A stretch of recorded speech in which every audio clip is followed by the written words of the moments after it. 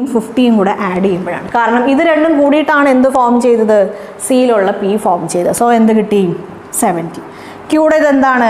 40യും 30യും add ചെയ്യുമ്പോൾ കിട്ടുന്ന 70 ആണ്. ക്ലിയർ ആയല്ലോ? അപ്പോൾ ആ ഒരു ലോജിക്കാണ് നമ്മളിവിടെ അപ്ലൈ ചെയ്യുന്നത്. Okay, yes. അപ്പോൾ ഇത് നിങ്ങൾക്ക് സിമ്പിളായി മനസ്സിലാവാൻ വേണ്ടി ഞാൻ പറഞ്ഞതാണ്. ഇതിലും സിമ്പിളായി നമുക്ക് ഒരു എക്സാമ്പിൾ പറയാൻ പറ്റില്ല.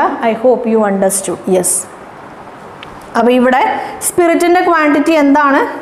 5x + 7y ആണ്. വാട്ടറിൻ്റെ ക്വാണ്ടിറ്റി എന്താണ്? 2x + 6y ആണ്. ഇത് ഏതിലാണ്? ഇത് സി എന്ന് പറയുന്ന പുതിയ മിക്സ്ചറിലാണ്. അപ്പോൾ നമുക്ക് സ്പിരിറ്റിൻ്റെയും വാട്ടറിൻ്റെയും ആക്ച്വൽ ക്വാണ്ടിറ്റി കിട്ടിയില്ലേ? ഇത് ആക്ച്വൽ ക്വാണ്ടിറ്റി ആണ്. നമുക്ക് എന്ത് തന്നിട്ടുണ്ട്? അതിൻ്റെ റേഷ്യോ തന്നിട്ടുണ്ട്. ഇവ രണ്ടുപേരെയും നമുക്ക് ഇക്വേറ്റ് ചെയ്യാം. 5x / 7y divided by 2x + 6y = 8/5. Clear ആയല്ലോ? ഓക്കെ, തൽക്കാലം ഇത് ഞാൻ മാറ്റുവാണേ, ഇത് രണ്ടും, കാരണം ഞാനിവിടെ കാൽക്കുലേഷൻ ചെയ്യാനുണ്ടല്ലോ. അപ്പോൾ ഞാൻ ഈ 5നെ 5x + 7y = 8 × 2x + 6y. ഈ സ്റ്റെപ്പ് വരെ ക്ലിയർ ആയല്ലോ? ഉള്ളിലേക്ക് മൾട്ടിപ്ലൈ ചെയ്യാം. 25x + 35y = 16x + 48y. എക്സിനെയൊക്കെ ഒരു ഭാഗത്തേക്കും വൈനെയൊക്കെ ഒരു ഭാഗത്തേക്കും കൊണ്ടുപോവാം. 25x - 16x = 48y - 35y. ഇവിടെ നമുക്ക് എന്ത് കിട്ടും? 9x = 13y എന്ന് കിട്ടും.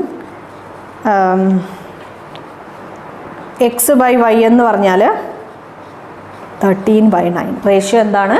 13/9. ക്ലിയർ ആയല്ലോ? യെസ്. സോ ഈ ഒരു രീതിയിലാണ് നമ്മൾ ഈ ടൈപ്സ് ഓഫ് പ്രോബ്ലംസ് ചെയ്യണത്. ഈ ഒരു ലോജിക്ക് അപ്ലൈ ചെയ്തിട്ടാണ് ഈ ഒരു ടൈപ്പ് ഓഫ് പ്രോബ്ലംസ് ചെയ്യണത്. ക്ലിയർ ആയല്ലോ? യെസ്.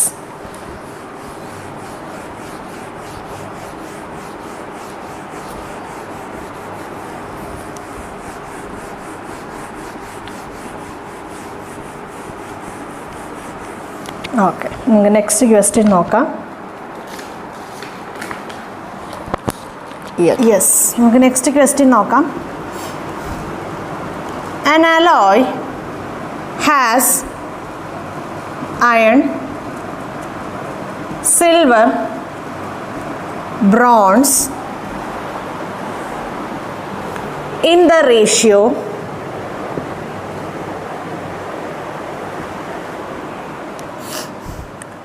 7:1.